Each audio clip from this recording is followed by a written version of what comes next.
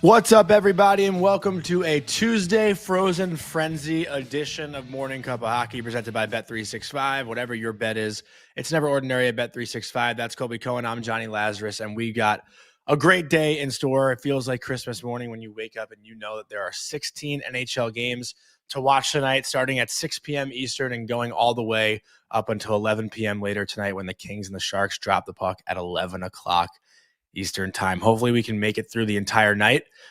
Colby, I'm going to challenge you to stay up till 1 o'clock in the morning tonight. I don't know if it's going to happen, but we also do have two great guests coming on this morning, Matty McConnell from the Utah Mammoth and then Josh Getzoff from the Pittsburgh Penguins. I do believe Matty is ready, Colby, so I don't know if you want me to ask you how you're doing or just kind of ignore your feelings and your thoughts. Let's get to the feature this morning, not how I'm doing. Okay, so let's bring on Matty McConnell from the Utah Mammoth. But before we do, just want to give a quick word from our sponsor, Parasso, the most complete choice for shaving and beard care made in Italy since 1948.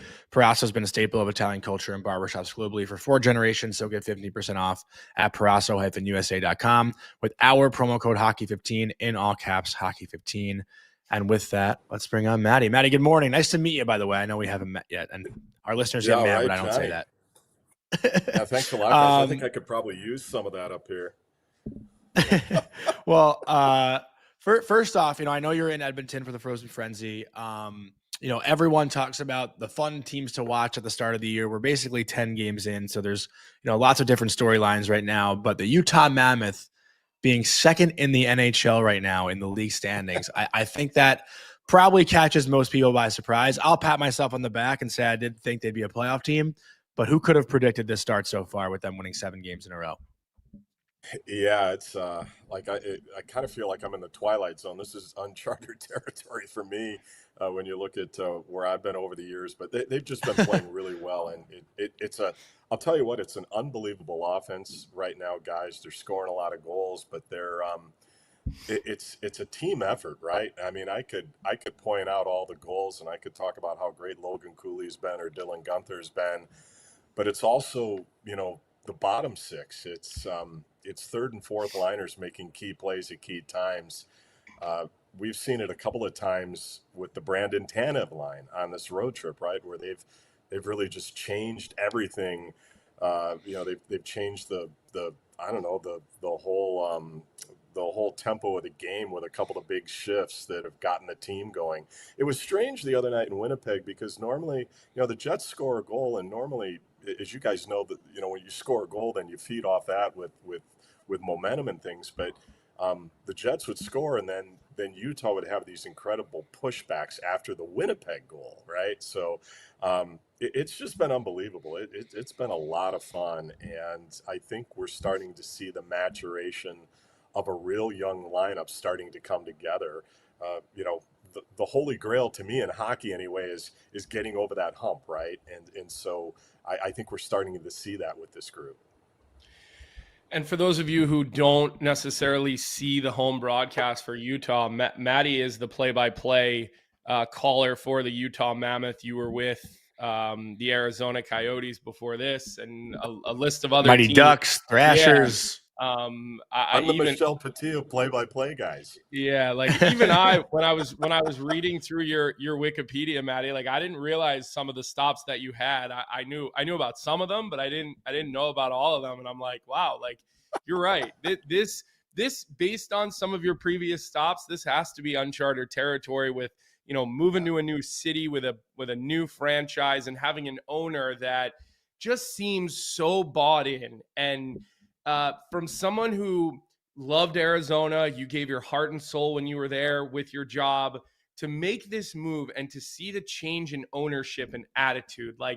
We would be crazy to sit here and think that is not being reflected upon the performance on the ice, because this type of stuff starts at the top. So what has been the most eye-opening for you now that you were in a place where it seems, as an outsider, Ryan Smith and the Utah Mammoth roll out the red carpet for the players, for the personnel, for the staff? It just has this aura to it that I think everybody's probably a little jealous of, curious about, what's going on over there? I need to check that out. It's culture. That's what it is, guys. It's culture, and it's the best culture I've ever been around. And that is not hyperbole. That is straight out facts. Um, I go back to a year ago in April when they held the press conference in Salt Lake City, and at that point, I didn't know if I was going to be part of the journey or not. But I watched the press conference with Ryan and Ashley Smith and NHL Commissioner Gary Bettman, and I remember Ryan saying, we're going to need everybody in this effort. We're going to need real estate agents. We're going to need daycares. We're going to need schools. We've got 75, 85, 90 families moving to Utah. We're going to need everybody. And I just remember watching that. It was almost like he was saying, come on, let's go. Let's all do this together. And I remember my wife works out of the house, and I stopped it right there. I paused the press conference, backed it up, and I had her come into the room, and I said, hey, you got to watch this. And I played back that little snippet of Ryan, kind of, rallying all of Utah to get behind this effort. And then when it was over, I stopped and I just looked at her, and she said, wow. That's how it's been. They genuinely care about the players. The ownership genuinely cares about Utah and the city of Salt Lake City. They care about that. Ryan and Ashley, they from day one, they've wanted to make this team a community asset. So what do? Like they renovate Delta Center. They build out locker rooms. They build a 146,000 square foot practice facility in Sandy, Utah, which is about 15 minutes south of the downtown. Last week, they announced, and Ryan and Ashley are also the owners of the Utah Jazz in the NBA. Mm-hmm. They announced that the Utah Jazz is coming, right? So to Sandy. So they're going to have, you're going to have the Mammoth facility here. You're going to have the Jazz facility here. It's unbelievable what they have done in terms of their commitment, in terms of their desire to making it a community asset. They're redoing the downtown in Salt Lake City. Everything, a lot of this is leading up to the Olympics in 2034, but it's like, in a way, I kind of feel like I'm in the twilight zone from where I've come from, right? Because it's just been so positive and so fun to be a part of. And with that positivity too, I think we've talked about how Utah wants to put together like a playoff team, right? Like, I don't know if they're feeling pressure from fans right away. I don't know if they really should feel any pressure from fans right away, but it seems like they're in no. I guess I don't want to say they're in a rush, but they're not taking their sweet time, I guess, to put out a winning team, right? So, with that, you mentioned the Winnipeg game. Obviously, I got to ask about one guy who probably hasn't gotten the shine yet, just because everyone else is playing so well. But this JJ Peterka trade, I mean, Cooley gets the credit because the pass he made to Gunther. I think it was Gunther at the game winner against Winnipeg, right? The one timer. Yeah. But JJ Peterka makes that whole play happen, winning that puck battle, winning that race. And I'm kind of curious just how well he's fit in so far to this team, because it could be another case of, a Buffalo Sabre leaves and finds a new home and fits right in. But, what do fans in the NHL need to know about JJ Peterka and his transition right now to Utah? Yeah, well, you know what, Johnny, that's a great observation, because there were really three plays on that. There was the Peterka force and the Peterka, getting into the zone to create the turnover, and then the Cooley backhander and the finish by Dylan Gunther. But JJ Peterka is really starting to roll for the Utah Mammoth. He's on a point streak coming into the game tonight in Edmonton. Early on, they've had that line of Peterka, Cooley, and Gunther, and it's starting to go now. But you got to go back to training camp when Logan Cooley missed some time, so it really didn't have an opportunity. It took a while for them to get going, but he's been absolutely terrific, and he's a guy that I'm finding out is somebody that can get his shot away through traffic too, right? He's got the blazing speed, but that line, we had an analytics number on that line. They were going into the Winnipeg game, they were listed as the second fastest line behind the McKinnon-Natchez line in Colorado. So wow, I mean, they are going. And the other thing too is they're getting they're Andre Tourigny's not afraid to throw them out against top matchups, right? So they were out there against the Scheifele line in Winnipeg pretty much the entire game the other night, and I would imagine, and I don't know this, but I would think that they could get the McDavid line tonight too. So he's flying. He's a world-class talent, no doubt about it. He's playing second power play right now. We'll see how that rolls, along through the rest of the season. But yeah, it's funny. You gotta, if you want something good, you got to give up something good, right?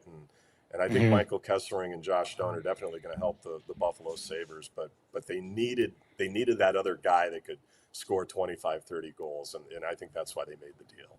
Yeah, well, listen, it never hurts to have scoring depth, and you're talking about where your goals are coming from, Matty, and right now, two of the hotter topics in the National Hockey League, especially on social media, which if it's on social media, it's true, are the contracts that are coming up for Logan Cooley and Nick Schmaltz, and just looking at Schmaltz, like, quietly 60 points a year, 20 goals a year for the last number of years, very consistent.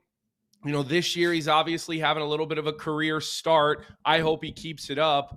But do you sense that they're getting close on these contracts? Because you'd think these are guys that, they want to get them locked up. They want to get them locked up sooner than later, because with all the other names that keep signing, these guys get a little closer to free agency. And I know it's different for Cooley than it is Schmaltz because of his age and status. But do you feel these things could potentially be coming and coming quickly, or do you see these kind of lengthening out and taking a bit of time? Yeah, Colby, great question. I don't, Bill Armstrong has always been pretty quiet with extensions, and the last thing I know is, I think I saw a report where, negotiations were ongoing with Cooley. There were some reports about, contract offers and whatnot. I don't know if that's true or not. Nick Schmaltz is definitely an interesting one. His timing is perfect. He picked the right time to have a career start to his season. So it'll be interesting because, they've got Gunther locked up. They're going to have to get Cooley done. They're going to have to make a decision on Schmaltz as a UFA. And they've got some other guys in the pipeline as well. Caleb Denoye played the other night in the queue, and he's healthy again and ready to go. So he's a big part of the succession plan. So it'll be interesting to see how Bill handles that. He is always, in terms of, and getting back to Johnny's question about, wanting to win now, the one thing about Bill is he's always been a guy who he's not a big July 1st guy, right? He'll sign free agents, he'll sign depth guys, but he's a draft and develop guy. So he's stayed away from some of the shiny, the bright shiny objects on July 1st, because I think his philosophy is build a ladder of draft picks and then continue to have prospects entering the pipeline.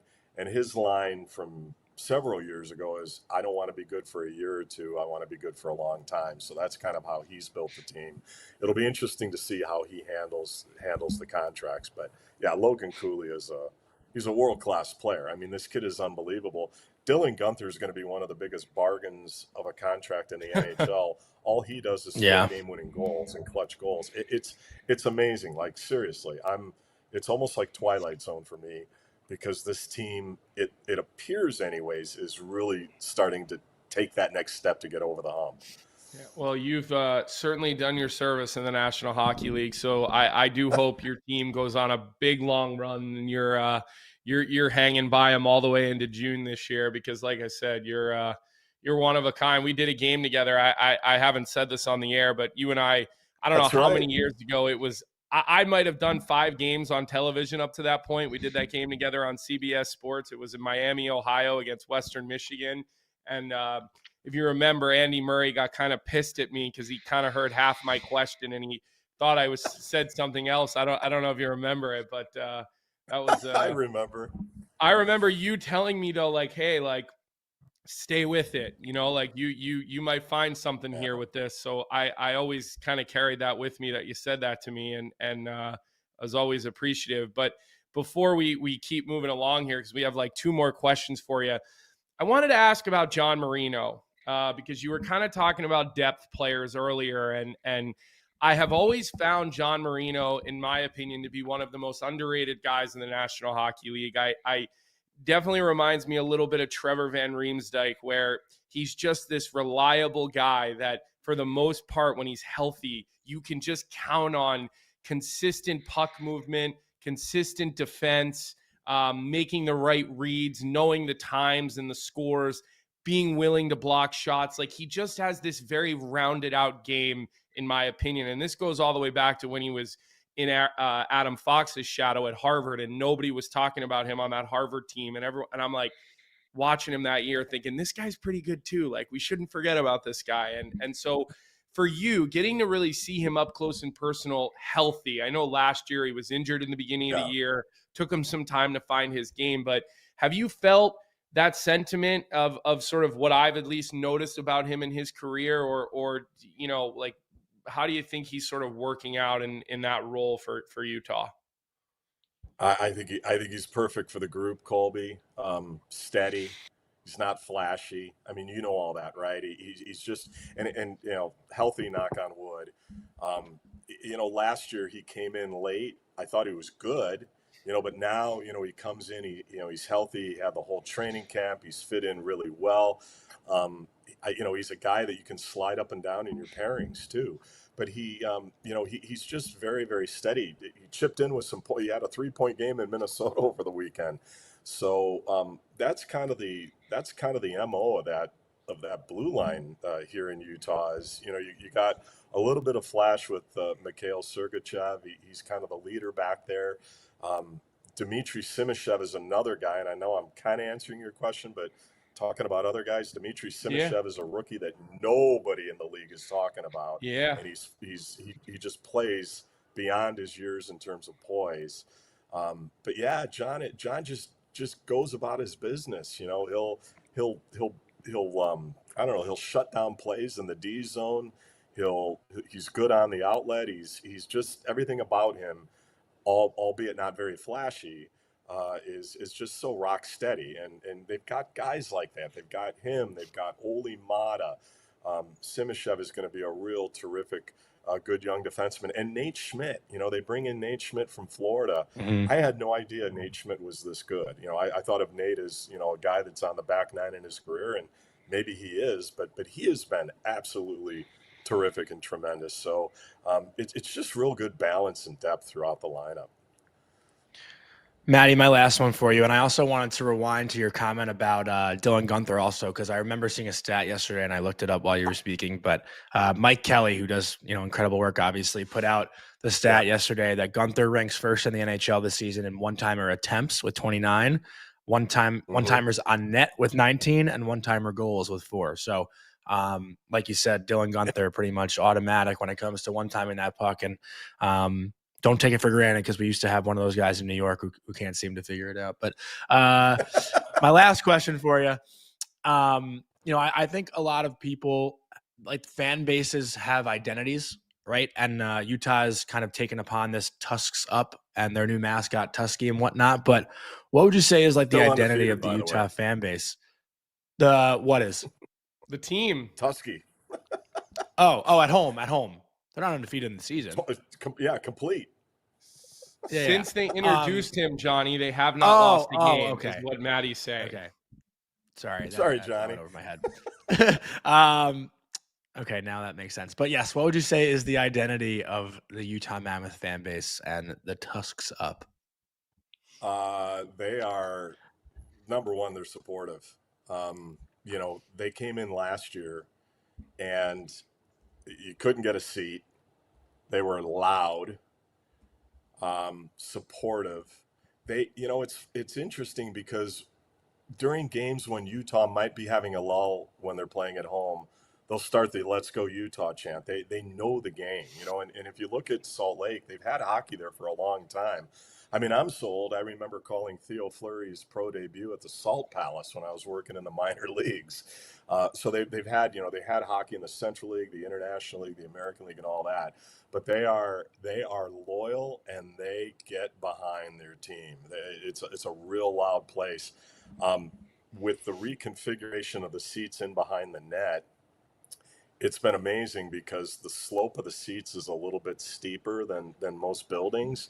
So the Utah fans are right on the opposition goaltender for 2 periods. So they've been absolutely wonderful, supportive, loyal, loud. It's made Delta Center a very tough place to play since, I would say, last Christmas.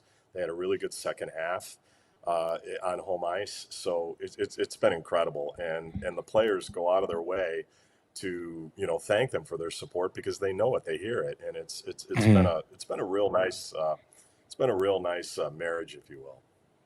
Is the practice facility as insane as it looks on social media? I mean, the pictures, like, it doesn't even, it looks computer generated. That's how like, unbelievable it looks. I assume you've been through it a couple of times. Like, is it like mouth dropping or what? Yeah, I tried to take an executive workout in the whirlpool, and they kicked me out. No, that's not true. I did not. You should. I did not do that. But Dominic Moore, one of my broadcast partners with Golchik on, he's great on games. Yeah, Dom's unbelievable. He turned to me one day and he goes, after seeing this facility, he goes, it really, I almost want to come back and try to make a comeback and play. It's 146,000 square feet.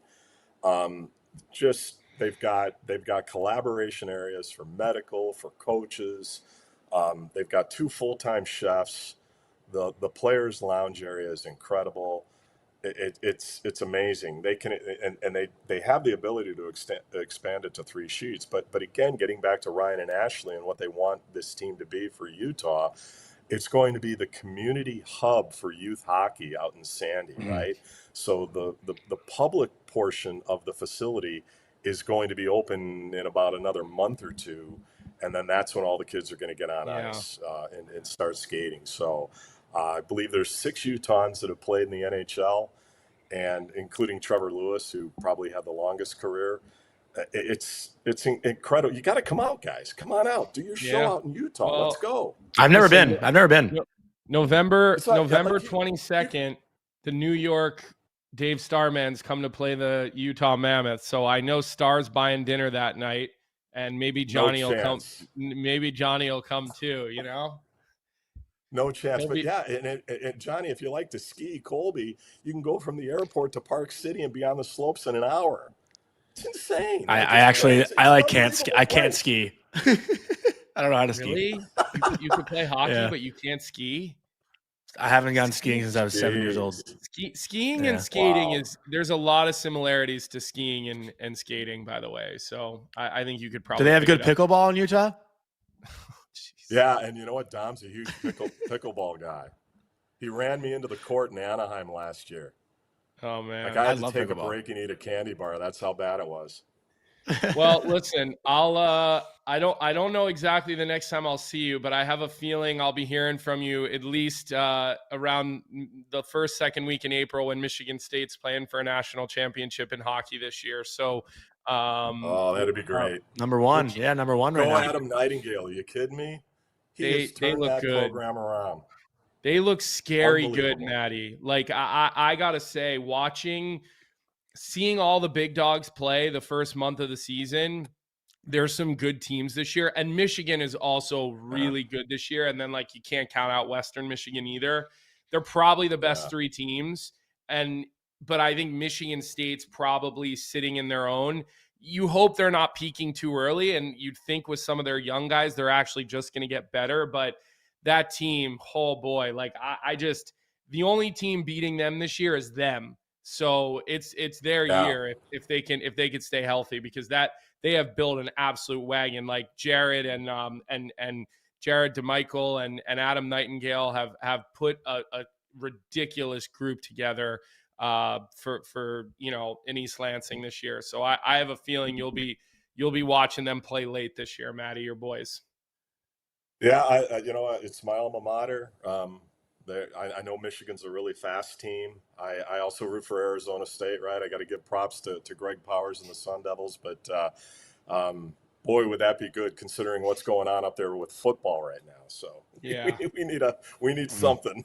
lifeline. All right, listen, Matty, you're the best, and we appreciate everything that you do for this game, man. You've given your heart to it for a very long time, so it's nice to see you in a good spot and well taken care of, and calling a good team on the ice, and a team that's gonna hopefully have a long season this year. Thanks for that, Colby. Enjoyed doing that game with you. I knew right away you were a star in the making. Johnny, great meeting you. Yeah. You too, Matty. Thank you so much. Appreciate it. Go for 8 in a row tonight. Yeah. Awesome stuff from Matty McConnell, Colby. Great get. Utah right now, appointment TV. They're a fun team to watch. He's a good man, Matty. He really is. No doubt about it. Before we get into our next segment here with Josh Getzoff from the Pittsburgh Penguins, just want to take a quick second to talk about our sponsor, Prime. This segment is a presentation of Prime Monday Night Hockey. Prime Monday Night Hockey streams all national regular season Monday night NHL games on Prime Video in Canada and is available free to Prime members in Canada. Stream Prime Monday Night Hockey exclusively on Prime Video and experience thrilling goals and dramatic plays from the NHL. Monday nights are hockey nights, so don't miss a moment of the action.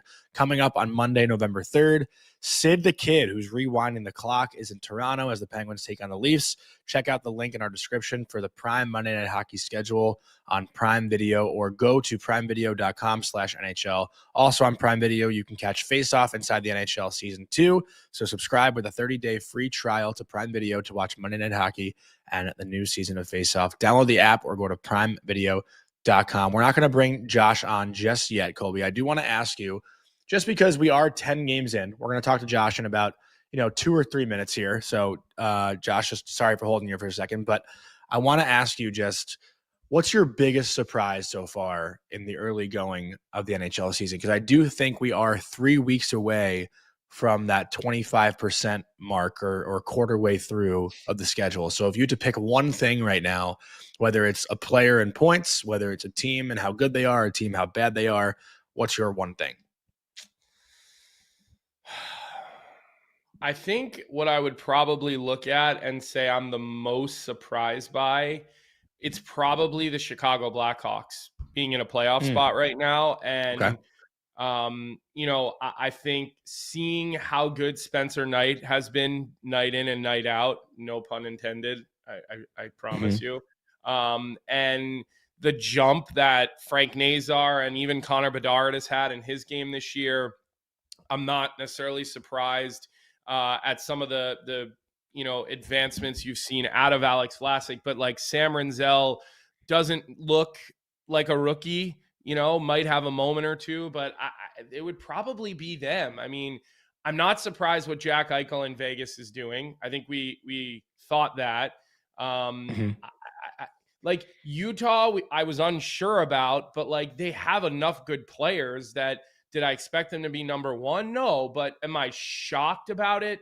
Not as shocked as I am at how much the Chicago Blackhawks have improved this year. Like, I think that would probably be the number one shocker for me. And listen, I think the other one would be the start of the Pittsburgh Penguins. And I know we're about to bring Josh on, but it's like, who expected them to start 7-2-1? Now, in the same breath, counting Sidney Crosby out is a losing bet. No matter who's around him. And I know it takes more than one player, but they're finally getting some goaltending. And Sidney Crosby somehow looks better at 38 than he did at 18, 19. Like it's crazy to me. So sorry if I took yours there as I swerved in. No, you're good. You did, but it's okay. That's it for me, Yeah. Mine was more about Malkin, though, and I do want to ask Josh about Malkin to kick things off. So this is kind of like a perfect transition into the Penguins. But before we bring Josh on, just also want to give a word from a sponsor, Uber Eats.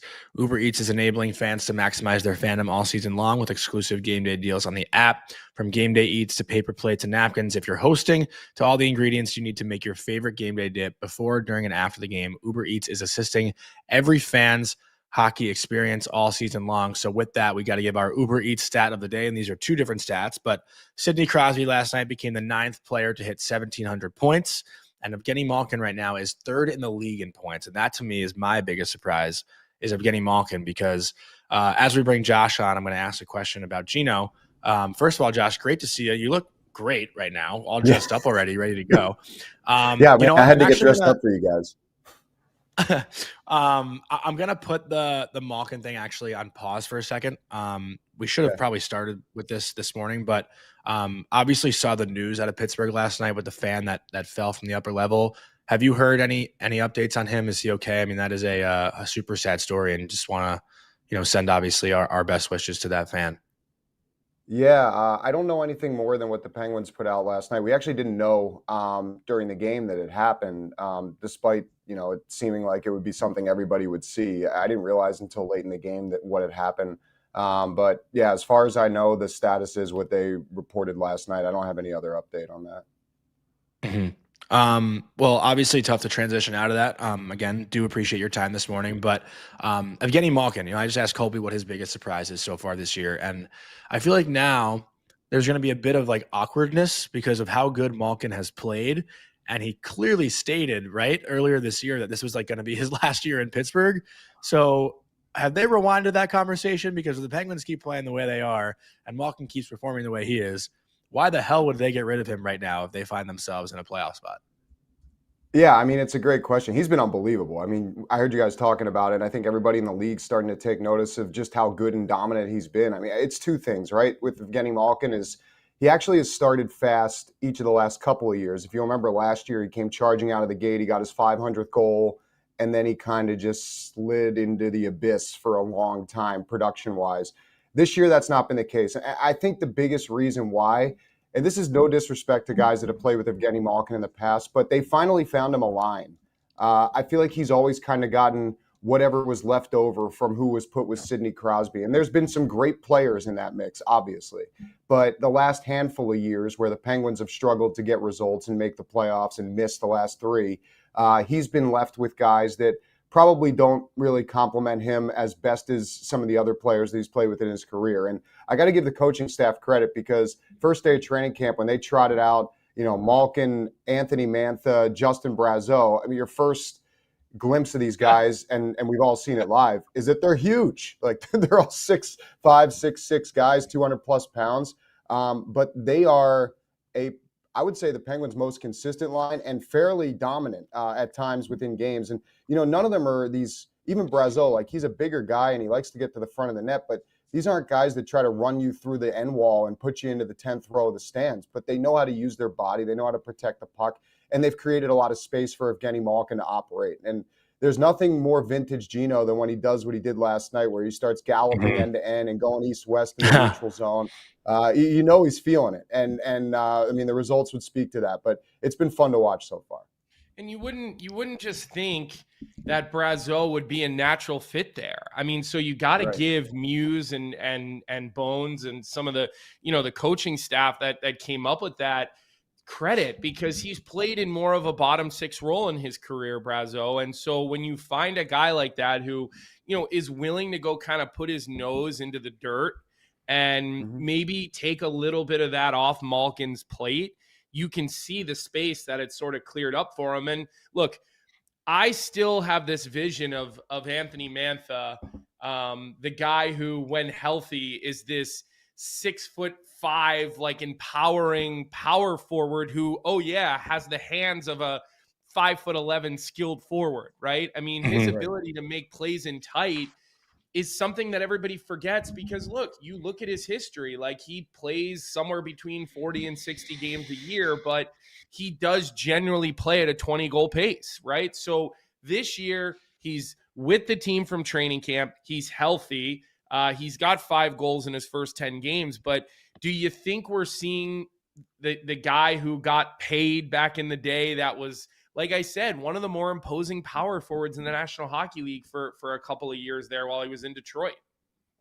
Yeah, I do. I think also, you mentioned it, Colby, he's healthy. Like last year, he started out really well, like also for Calgary. I think he had like 7 points in their first 13 games or something. Then he tears his ACL. Yeah. The only silver lining in tearing, the only silver lining in tearing your ACL is that he tore it in October, November, and he had a full calendar year to get ready for the next season, and probably knew that he was going to have to prove himself, being, not necessarily old, but he had slowed down. His production obviously had taken a hit. And I think the reputation has come out on him now the last handful of years that he's a guy that gets hurt a lot. To your point, he's only playing 40, 60 games a year. But so far this year, from what I've heard and the conversations I've had with him, it's been an opportunity to, you hear the cliche, prove yourself and take the 1-year deal and show that you can still compete in this league. But I think that's truly what this is.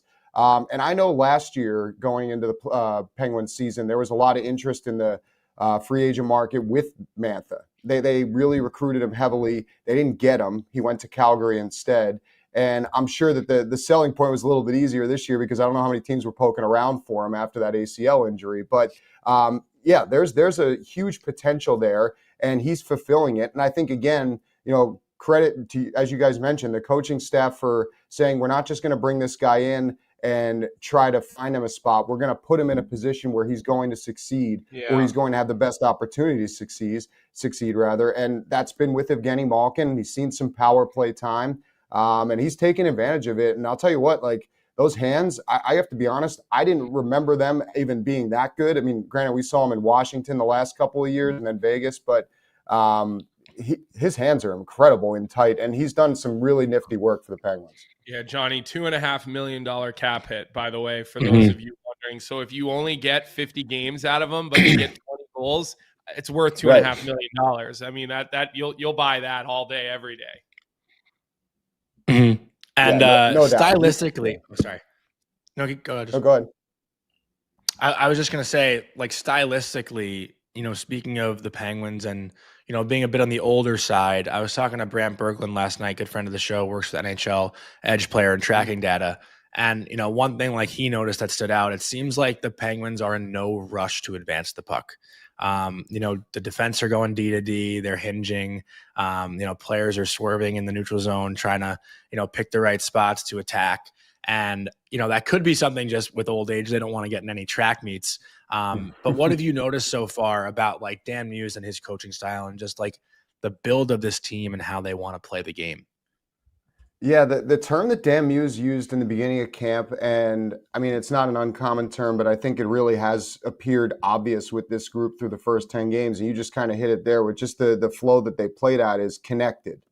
He said he wants this 5-man unit to be connected. He wants the defense and defensemen and forwards to be in constant communication and have an understanding of where each guy is on the ice. And I know that sounds simple and elementary, but we've watched the Penguins the last few years. There has been a disconnectedness at ice level quite a bit when they played the game of hockey. So that's been interesting to see, and it's been fun to watch. I mean, it's not boring. It certainly comes with its quirks, and I think there are still some warts on this team that show themselves from time to time. Like last night was not a great game for the Penguins overall. I mean, they end up beating St. Louis, but they were credited with 30-plus giveaways, which is, I think, the second most in the game this year in the NHL behind Utah, ironically, another team at the top of the standings a handful of games back. So it hasn't always been perfect, but they've been connected, as Dan Muse would say. And I think every guy really, truly feels like he has an opportunity to contribute on this team. Ice time is what it is, but the first thing that jumped out to me on opening night against the Rangers, you're protecting a lead late in regulation against a divisional rival, and the ice time was fairly evenly distributed. I mean, Sidney Crosby wasn't hovering around 22 minutes. Chris Letang hadn't played 26. Erik Karlsson hadn't played 26. In fact, Parker Wotherspoon led the team in ice time on opening night, and that was kind of, we didn't really know it at the time, but a sign of what's been to come here since then from Dan Muse. I mean, not a single game has passed where a guy has played less than 10 minutes in his lineup. He has every guy kind of getting on the ice, getting somewhat of a regular shift. The team's been fairly disciplined as well, like towards the bottom of the league in PIMS a night. So I feel like that's helped also, but they've really, I think, bought into this. And there's two reasons you're going to buy into something. One, you like your coach, and Dan Muse has clearly won them over early on. And two, you get results, right? Like if you're hearing the same thing, but nothing's happening, you're not necessarily going to buy into that. But to start 7-2-1, even if they maybe were a little, having a little hesitation to jump into the flow of things as the coaching staff presented it, I think right now that hesitation's out the window because the results have spoken for themselves. Josh, before we get to the part where we all gush over Sidney Crosby, because like I just think we should probably do that every day, and we should just marvel at what this guy has done. You know, our pal John Butchergross said he'll be the next guy to get to 2,000 points, which I wholeheartedly agree with. But I want to ask you, how sustainable this is, because it would be great to have Sidney Crosby back competing in the playoffs and Malkin as well. But, Sid has just meant so much to this game. And look, I think fans in Pittsburgh, they want a winner. They want a team they can be proud of. They want to show up every night. You do have new ownership, and there's been rumors swirling around transactions and buyer's remorse and whatever, like a lot of noise. So when you're winning, it really quiets a lot of that stuff down. And I think that people are really quick to always jump on Kyle Dubas for every move that he makes. It seems like he's going to always be under a microscope because he came from Toronto. And, we know how those Toronto Maple Leafs fans can be. Wink, wink, our producer, big Toronto Maple Leafs fan. How sustainable is this? Because, look, I watched your game last night, and you got all dressed up this morning. When Colby Armstrong does our show, he's normally in boxers and like a white cutoff t-shirt. But so we like having you here with us. But like, is this something you think is going to be sustainable? Because I just think it's better for the game when Sidney Crosby's on a good team. Yeah, I mean, that's the big question right now. And I'm curious how the Penguins approach that too, because like I said, there are warts in their game, but I think overall the underlying themes that they're producing at show that this could be sustainable. I mean, they're limiting shots against, they're playing with the lead a lot, they're scoring first a lot, they're getting great goaltending, which has not been the case anywhere near it, actually, for the last handful of years. But, there's been this platoon rotation of Tristan Jarry and Jarry-Silovs, and we've seen teams do this in recent years. The Capitals come to mind as a team that did it the most effectively. Obviously, the Boston Bruins probably a couple years back, the best of anyone until the playoffs. But these platoons can work, and if they're done correctly. And it's been an even split so far between Jarry-Silovs and Tristan Jarry, and I would expect Silovs will play tonight in Philadelphia. Both guys have been really good. They've given this team a chance to win. And maybe at times when the Penguins have had their token slip-ups and defensive lapses, they've been bailed out by their goaltending, whereas in past years, maybe that's a couple goals that go into the back of the net and a 3-1 lead becomes 3-3, and who knows what happens the rest of the way. So they've had these momentum and confidence-building types of games and moments early on in this season, which I think is encouraging. 7-2-1 is no joke. They've beaten some good teams in there. They're going to continue to play, obviously, great teams, and there's no easy night in the National Hockey League. If it's sustainable, the way that I feel like it potentially could be is because I look at the Metro division. And I know the Penguins, even in the last couple of years where they've missed, there's a real focus, as there should be, in finishing, if you can, in the top three in the Metro. And I look at the Metro, and I looked at it this way in the beginning of the year. To me, it was New Jersey and Carolina, and then it was a crapshoot behind that because I didn't think there was a team that really looked like they were a clear-cut number three. And I think, you could even go down the list. Columbus missed by a point last year. Like there's a team there's an argument that can be made for every team that they were ready to take a step forward, except for maybe the Penguins. And they've been the one to take the biggest step out of any team in the division so far. So I think the big key parts of this run early on are sustainable, and that's what gives me hope. I don't know if the goaltending is going to play at quite the same clip they played at all year, but Sidney Crosby has proven himself. Like, this guy is a guy that's going to produce. Brian Rust has proven himself. He's a guy that's going to produce. Evgeni Malkin, we know he's third goal. Wow, that was on and off his stick last night, Josh. Like he knows what he's doing before that puck even comes to him, and obviously Sid has such a good read to like continue through there. Like I texted my guys right away. I was like, what a fucking pass by Rust. I mean, that was like, that's an NHL play right there. Mm-hmm. Yeah, he's unbelievable. Their chemistry is great. I mean, not having Rickard Rakell for the next 6 to 8 weeks is a massive loss. That's going to be the biggest question mark. But I would say, guys, the biggest wild card for this team to continue this going forward is the guy who's been probably their best impact defenseman so far this year, and that's Erik Karlsson. He has been a polarizing figure in Pittsburgh since he's come on board. He comes on after winning the Norris Trophy, 103 years with 103 points rather with San Jose, and he has been disappointing the last couple of years in Pittsburgh. But this year, whatever has been unlocked by Mike Stothers and the coaching staff here and Dan Muse, it has allowed this guy to play a little freer, be a lot more productive, and he looks like the Erik Karlsson of a couple of years ago. And if they have that guy combined with how Sid's going and Gino's going and Brian Rust is going, then yeah, they're going to be in the mix for a long time this year. Yeah, and I think they'll also need some of those young guys to continue to play the way they're playing and even step it up a little bit. That was one thing that I wasn't really aware of until opening night, like these two young kids, Kendall and Brunick. Obviously that story from opening night, how those two start the game with Crosby, Malkin, and Letang, like that was such an underrated, cool thing for Dan Muse to do, for two kids to play their first NHL game and line up for a face-off with those three. Like that's going to be a story that's so cool 20 years down the road. But I wanted to ask you about those two as well, because, Kendall obviously makes the team out of camp. He's the 11th overall pick, right, this past year. And then Brunick, a kid from South Africa, right? He's from South Africa.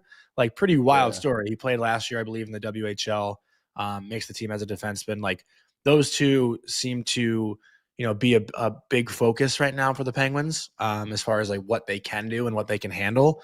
And I'm curious what you've seen from them so far. Yeah, well, I'll start with Brunick because last year he kind of jumped onto the scene. He was picked a couple seasons ago, and I think everyone saw him last training camp. He comes in as an 18-year-old. He's this big, lanky defenseman, and it was like one game became 2 games in the preseason, became 3 games, and you're kind of like, I mean, he might be our best defenseman with how good he looked through the first few games of the preseason. You have to remember also Erik Karlsson had an injury last training camp. He didn't play at all. So there was a real thought with Brunick being a righty that he might make the opening night roster. And he was there until the last game of the preseason before they cut him back to Kamloops and he went back to the Western Hockey League. He's a guy that I think everyone's had their eye on. He had bad injury luck last year, didn't get to play for Team Canada in the World Juniors. Otherwise would have probably been a lock on their blue line. But, played in the Western Hockey League, was on a really bad Kamloops Blazers team.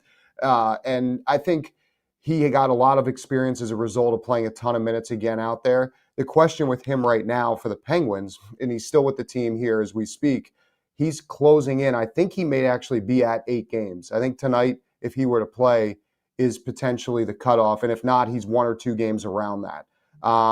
So they have a decision to make there. And when he's 19, I mean, the only option is junior if he's not going to play on the Penguins. And they have to weigh whether development is better to play in Pittsburgh all year or to go back there. So that's going to be a big question. For Kendall, I don't think anybody saw it coming. When he picked him at 11th overall, the thought was, oh my God, they picked this undersized kid. But I remember Kyle Dubas saying on draft night that we looked at this kid and everything we used to measure a prospect, he projected way higher than the 11th overall pick. He had 99 points for the Calgary Hitmen in the Western League last year. He was a huge performer in clutch moments in playoffs. And they said all that stuff kind of extrapolates to being a player when the chips are down at the highest level. And the other major kind of ways they judge guys in their crazy data analytics lab they have here in Pittsburgh. But they really liked him. And Wes Clark, director of player development or player personnel rather, really liked him as well. So those two guys combined to pick Ben Kendall 11th overall. He comes into camp. I'll be honest with you, development camp in the summer didn't really feel like he stood out, if even was noticeable. At training camp in the very beginning, the first couple of days, he looked like he was just going to skate a couple of days here and then go back out to Calgary to start his junior year. And then all of a sudden something clicked and he started picking up steam. The Penguins put him in more games. And it was the same kind of thing as Brunick last year where, 1 game became 2 games, became 3 games. He was starting to get a chance to play with Sidney Crosby. He was playing on the power play. And the couple things you notice about him are he's smart. He's fast. He's got a hell of a shot, as we've seen on a couple instances here. And he can play the center position in the NHL at 18, which is no small feat for a kid to step into this league. And I think in his role here, it's worked out well because you're playing behind Sid and Gino. So he's getting some matchups, and he also doesn't have a million ounces of pressure on him to do something every time. Now, I will say last night was probably his toughest game so far since coming into the NHL. So I'll be curious to see if he's back in Philly tonight and how he plays. But I think these two kids have given people a lot of hope, and there's a few others that are in the arsenal that are on their way up. Tristan Burrows is another forward who's been great for the Baby Pens. Owen Pickering actually was just recalled today. I'm not sure if he's going to be in the lineup tonight, but he's another former first rounder they have on the back end. And Sergei Murashov is the goalie that everyone's all salivating about here in Pittsburgh, who's the 21-year-old. He just was named the AHL's Player of the Week, 5-0 to start the year for the Baby Pens. And he is, by all accounts, I haven't seen much of him, but he is the real deal. So the Penguins are pretty excited about him, potentially entering the fold in the net sooner rather than later. Well, listen, I know by game time you're going to know a number of those things that you were like, I think it's around this amount of games, but I know how you play-by-play guys work. You guys spend the day getting your thoughts together, getting your boards together, and by puck drop in Philly tonight, you'll have all those numbers all dialed in, and you'll be ready to go. So, look, we're really grateful for your time today, and look, it's fun to talk about Pittsburgh because of Crosby. I mean, with all the other good things going on for the team, it's still Sidney Crosby land in Pittsburgh, So, when Johnny said to me, hey, like, we got to talk about the Pittsburgh Penguins more. We haven't. And I said, you're damn right. We really do. So we appreciate you coming on today. Enjoy the call in Philly tonight, I believe, right? First rendition of the Battle for Philly tonight, right? Or the Battle for PA tonight. Yeah, we get hijacked by ESPN tonight, so I'll be there. I'm in Philly right now, but I'll be watching. And we got the call back in Minnesota on Thursday. But looking forward. Just make sure you're looking over your shoulder when you're walking around the city. All right, can never be too sure when you're in Philly. So, also happy Johnny, you're doing well, Josh. Oh, thanks, guys. Appreciate that. It's good to see you back in the booth. Yeah, thank you. I appreciate it.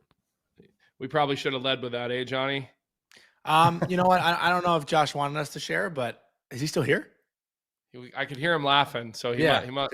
There he is. I'm still here, but I can go away if you want me to. Whatever. No. I think that's Vic. I didn't know if you wanted to share, so I didn't want to, say obviously, but we are obviously super happy that everything's good and you're back in that booth working with Colby. No, yeah, I appreciate it. I'll make sure next time to dress down for you guys. I actually got to I got to do the coaches show right from here, so I can't give you guys too much credit. I have to be presentable for Muse, or he'll give it to me pretty hard this morning. Well, say hi to Nick Bonino for us. He's been on the show before. He's a former teammate. He's a good man. So give him our best if you don't mind. All right. Will do. I'll see him in a bit. All right. Thanks, Josh. Appreciate you. Thank you. Jeez, Vic, you're like throwing him off the show before you get an opportunity to say goodbye to him. Like, I know you're a Dubas hater, but like Josh just came on and was like a great guest. So like, at least give us an opportunity to thank him before you kick him off the show. Would you see that, Johnny? A little trigger happy there, huh? Mm-hmm. We've been giving Vic a lot of shit lately though, but Vic's been working his ass off for us. Vic's the best, but oh man. All right. We got 16 games to talk about, Colby. Where do you want to start? I mean, do you want to go through each matchup? Do you want to talk about anything that stands out tonight? Like, I obviously have a couple that stand out. I mean, we're back on Ovi watch. She's looking for 900 goals. JT Miller returns to Vancouver tonight. The Devils play Colorado again, looking for their 9th win in a row or 10th win in a row. I'm kind of losing track of where the Devils are. I think it's 9. Those are the really, the matchups that stand out most. Like, I don't really see much other, Utah Edmonton, I guess, would be a good watch. But that's really about it for me. Like, those are the must-watch things tonight. Edmonton's looking for life consistency right now. I mean, they've been, Bouchard has been, Jekyll and Hyde. And then you've got the high-flying goal scoring happening out of Utah. So I think that's a little bit of a superpower matchup of McDavid and his bunch, and then you have the young, well, I guess not so young, but the you got all that speed with Keller and Schmaltz, and obviously, Matty McConnell's talking about Gunther, who seems to only be able to pot those GWGs. So, I think it'll be good to see. I mean, you have it's seemingly been more excited about the Frozen Frenzy, I guess, than I am.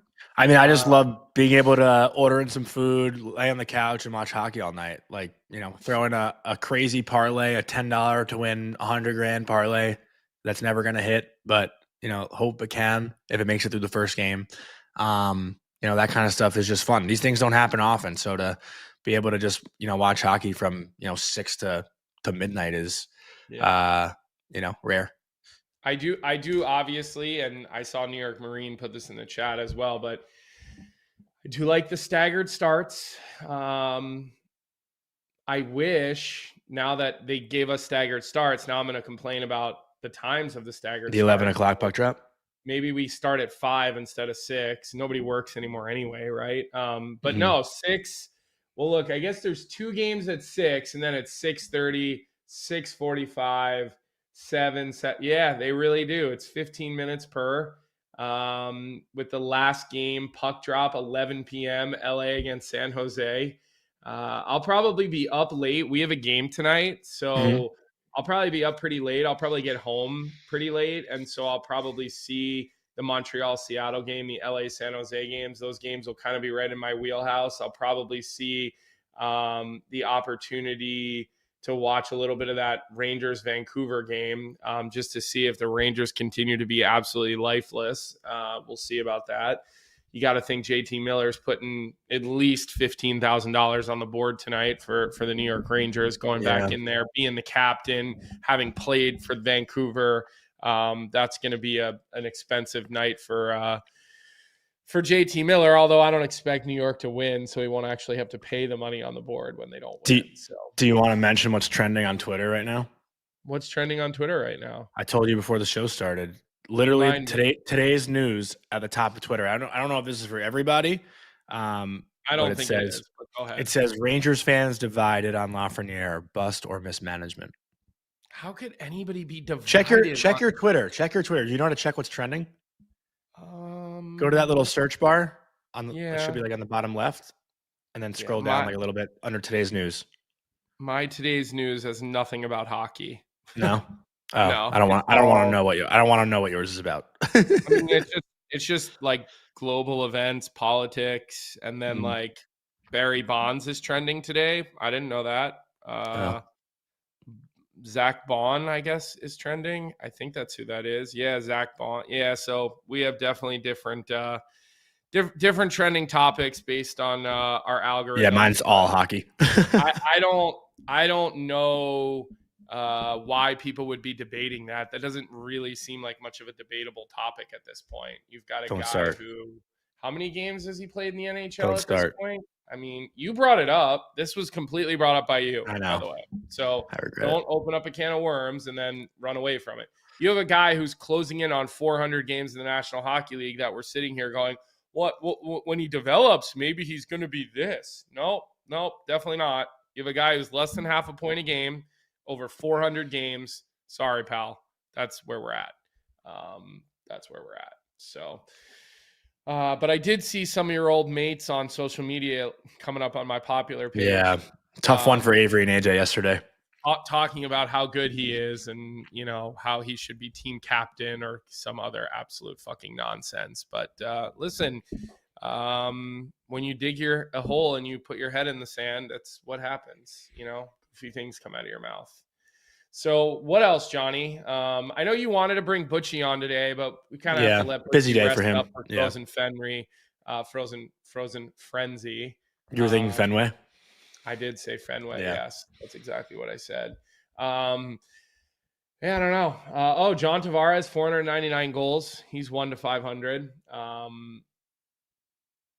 Who do you think, Johnny, of all the teams that we thought were sort of shoo-ins to make the playoffs this year, who do you think is the one that you're second guessing right now on who will actually miss the playoffs? Because now that we've seen 10 games, I guess, 1/8 of the season is done. What would be that one team for you that you think like, shit, I don't think they're climbing out of this? I don't think they're climbing out of this. Teams that we thought, it doesn't have to be a top dog, but like, let's say like I think we both thought St. Louis would be a playoff team. I didn't think so. You didn't think so. Okay. No. Minnesota. Did you think Minnesota would be a playoff team? No, I had them missing also. Okay. Do you think I had Anaheim and Utah in? I think both of them are fine right now. Like I'm okay with where Anaheim is. I had the Rangers in. I'm concerned with them. I think they'd be a concern, but I think Tampa could be one. I think they can climb out of it though.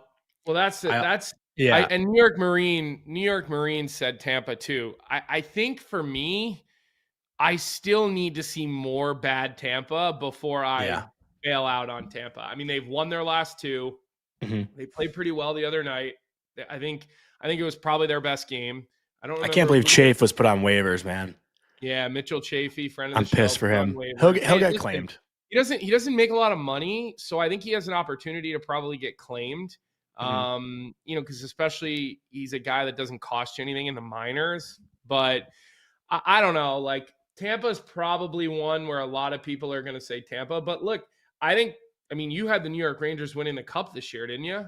No, I had them losing the first round. So they were first round exit. Don't even pretend to put words in my mouth. All right. Yeah. I don't do that. So I had Tampa. I actually had Tampa winning the Cup. Yeah. So, and you're already off that train? No. 9 games in. Got it. 10 games in. But how about Buffalo? How about Buffalo, by the way? They've worked themselves back into the, they're in 5th right now in the Atlantic Division. And we were basically saying their season was over 3 games in. And I think Kesselring makes his debut tonight for Buffalo.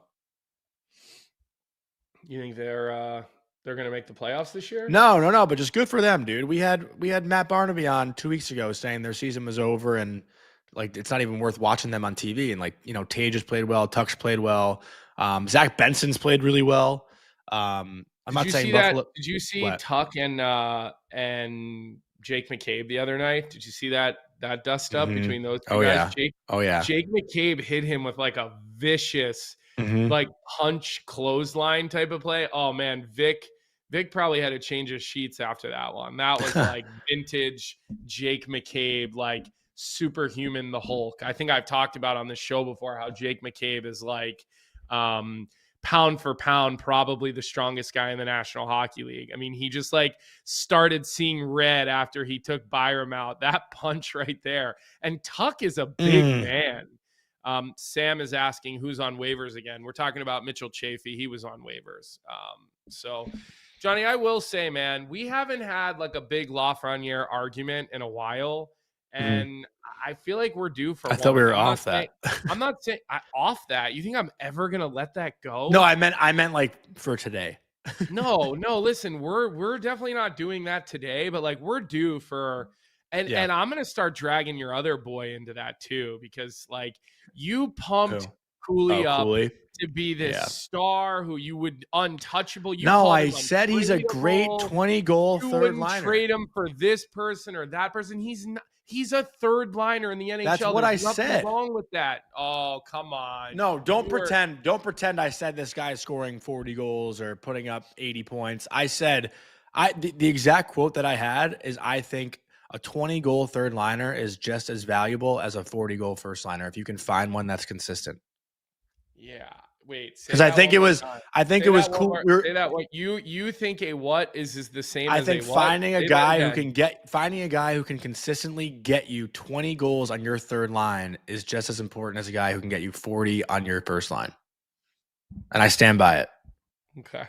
It's so hard to find a guy who can score you 20 goals on your third line. It's not easy. They don't come very often. And you think 40 goal scorers just fucking grow I've seen trees? it. What has Panarin gotten you in the playoffs? What has a 40-goal first liner gotten you in the playoffs? 40 goal scorers grow on trees? No. Okay, but what does but everyone say? You need a good third line to make it far in the playoffs. If you have Cooley on your third line. The top 2 lines in the playoffs generally are canceling each other out. For sure. So you need that 20-goal third liner. Fourth line. But saying that it's like, I mean, listen, you're making it sound like a 40 goal scorer grows on trees. I mean, No, come on. but you're making it sound like 20 goal third liners do. It's like the same exact argument that we're having. But I'm not saying that they grow on trees, but I'd rather have a 40 goal first liner than a 20 goal third liner. I mean, like, you need 40 more than you need 20, Johnny. I mean, like, just simple math tells you one guy got double the amount of goals. But I'm just saying, if you talk about top six canceling each other out, like a problem that the Rangers had 2 years ago when they were in the conference final against Florida was that they got one goal from their third line in that series. One. Is that Just what one he goal. said, Ariel? What? Did you say that you wouldn't trade Cooley for Robertson? No, I said I would trade Panarin for Robertson over Cooley for Robertson. Ariel, you are like my wife. You remember everything. I said I would trade Panarin for Robertson over Cooley for Robertson. In the chat, it's like she's like our live fact checker in the chat because she forgets nothing. Like, she probably remembers what I said on this show 3 years ago, and that is a little bit scary. And I mean, my wife will literally go back like 7 years and hit me with something that I did 7 years ago. And like, Ariel, you're giving me PTSD by throwing that out. But I do appreciate you coming in there with the good memory. Does your wife leave out details? Because Ariel's leaving out a major detail. I said I would trade Panarin for Robertson over Cooley for Robertson. That was what I said. I get off of Panarin immediately, by the way. Yeah. Immediately. Like, I would do that immediately for sure. You know, but that was the context missing from it. Yeah, but context ruins things, Johnny. I know. It ruins things. So, all right, let's go to our last order of business here, and then let's let everybody get on with their day. They probably don't want to sit here and listen to us argue, or maybe they do, because when we argue, I think we could save it for tomorrow. We can get more into it tomorrow. But let's get into our Bet365 bet of the night. I mean, a big betting night with the Frozen Frenzy. Like, I'll probably have a bunch of bets out there, obviously. I might do a big parlay. It's fun. $10, you know. Little, like, for every game, like one bet. I might throw one of those in today. I probably have to load up an account because I don't even have an account. But I think I'll do that today. You also know what's a fun bet to place? Like, if you put like 10 or 20 bucks on, let's say, 4 or 5 guys to have 2-point nights, like 2+ points. I almost hit one the other night, actually. It was like 20 bucks for like 40K. It was crazy. Drake Batherson had 1 point. I needed him to have 2. Like, he was 1 point away basically from that parlay hitting. I had Schaefer to have 2 points, Lane Hudson to have 2 points, Batherson to have 2 points. I think Kyle Connor to have 2 points. And I forgot who the 5th player was, but it was Batherson who held me back. So I'm mad at him right now, even though I did say he'd be a 40-goal scorer, and I think Batherson has 4 goals in his first 7 games. So he's definitely off to a pretty hot start. But tonight's bet of the night, whatever your bet is, it's never ordinary. At Bet365, download the app and get in on the game. You must be 19 or older. We're going to go with Alexander Ovechkin to score his 900th career goal at +150. Washington is in Dallas tonight taking on the Stars. Probably one of the better matchups of the Frozen Frenzy. So really fun to watch Ovi chase this goal number 900. And, obviously the Stars are a good team. Going to be a good matchup. That's one of the games I'll be tuning in on. So that's our bet of the night. That's all I've got. Our Monty 26 says, I could listen to you debate for 90 minutes. Another banger, boys. It's becoming routine at this point. Cheers to you, Monty 26. We will definitely have some arguments probably tomorrow. Again, like, not to make it about the Rangers, but I will. Big Ranger game in Vancouver tonight. They've lost 6 of 7. If they lose again tonight, like, shit's just going to keep hitting the fan with this team. But I imagine we'll have some Lafreniere and JT Miller conversations to have tomorrow with JT returning to Vancouver. But with that, I'll hand it over to you, Colby. Yeah, we've actually had a pretty busy week so far. We've really been kind of doing these double guest episodes, and I'll ask you guys, and for those of you who are not live and maybe are catching YouTube later in the day, or you are audio only, let us know what you think about that. I mean, I feel like we've had double guests quite often this year, and I'm not sure if that's something you guys like or don't like. We've been trying to get to some of the teams that we probably don't talk about enough, which is what today was. We really don't do enough Utah stuff. We don't do enough Pittsburgh Penguin stuff. And listen, they didn't give us a lot to talk about last season. Yeah. And there were only 2 games last night. Like, not much to really talk about as far as games go this morning. Yeah. But we want to make sure that we're servicing what it is that you guys want to hear. And so feel free to always let us know. We may disagree with you, but always let us know if you guys are liking these types of things. If you're not, we can start looking back to potentially having like one guest and somebody in the chat, Andrew's saying that he wants us to do a little bit more Anaheim Ducks. Yeah, we do need to get a Duck representative on here. The only difficult thing about getting somebody that's in California, West Coast, we're asking them to come on at 6:00 in the morning. Like Matty McConnell, it's 7 a.m. in Edmonton, and he doesn't mind jumping on. Some people like their sleep. I've asked Bob Stauffer to come on the show before, and he's like, Colby, come on. I'd love to come on, but I value my sleep. Some people they don't like being up in the morning.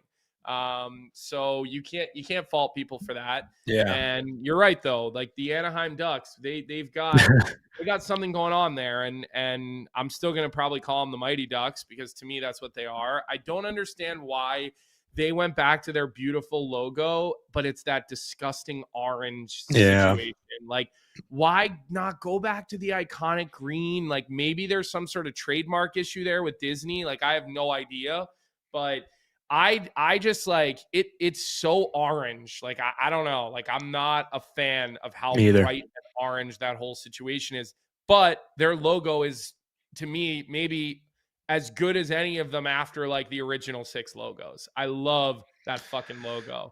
So Ice Club just tweeted something about us. It's a screenshot of our show. I'm curious to see what this is. So with it's that, you making a face at me. Let's give this episode a like. Our numbers are a little bit low today, so make sure you hit that like button. We didn't really have many comments on there yesterday. Shout out to you, Jeremiah. I did see your comment, and we're thinking of you as we always are, pal. And so we do appreciate the comment there.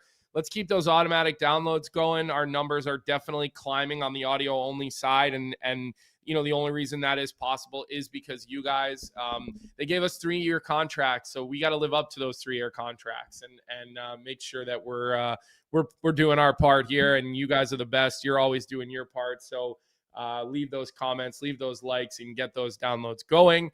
We hope everybody enjoys the Frozen Frenzy tonight. I think it's Butchie and TJ Oshie and Kevin Weeks, I think. Yeah, I think I saw Oshie tweeting about that. That's awesome. He's also doing that. So that's great to see. I saw our buddy Pat Maroon on NHL Network again late last night. So he seems to continue to be everywhere, Patty Maroon. And I don't know what we're going to do tomorrow. Probably no guests tomorrow, right? Because there's so many games. Unless something crazy happens. But probably no guest. Yeah, I mean, listen, if Ovi gets 900, maybe we call your pals at Caps PR and we see if they can get us somebody to come on the show. Why are you rolling your eyes, Johnny?